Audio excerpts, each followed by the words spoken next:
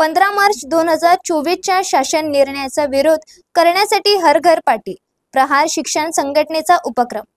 अनुदानित शाळा वाचवण्यासाठी प्रहार शिक्षक संघटनेच्या वतीने माजी शिक्षण राज्यमंत्री यांच्या पुढाकाराने राज्यभर हर घर पाटी हा उपक्रम राबवण्यात येत असून याची सुरुवात वर्ध्यातून करण्यात आली आहे।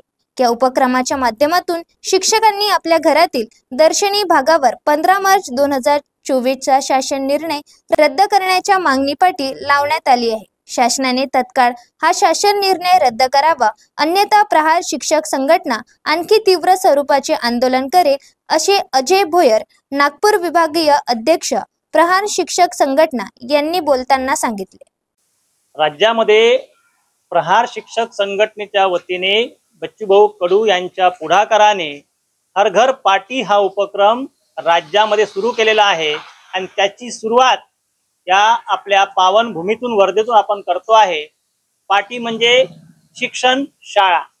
ही शाळा हे शिक्षण गोरगरिबांचं शिक्षण या 15 मार्च 2024च्या शासन निर्णयाने बंद होणार आहे आणि म्हणून हे शिक्षण बंद होऊ नये याकरता या 15 मार्च 2024च्या शासन निर्णयाचा निषेध करण्याकरता ही पाटी आम्ही सर्व शिक्षकांनी लावलेली आहे। आमचं या माध्यमातून पालकांना पण आवाहन आहे की जर तुमची मुलं जर भविष्यामध्ये या मराठी माध्यमांच्या अनुदानित शाळेमध्ये शिकले पाहिजे असं वाटत असेल तर आपण सुद्धा या पाटीचा आपल्या घराच्या दर्शनी भागामध्ये वापर करून शासनाच्या निर्णयाचा धिक्कार करावा, निषेध करावा, जेणेकरून भविष्यामध्ये आपले गरिबांची मुलं शिकले पाहिजे।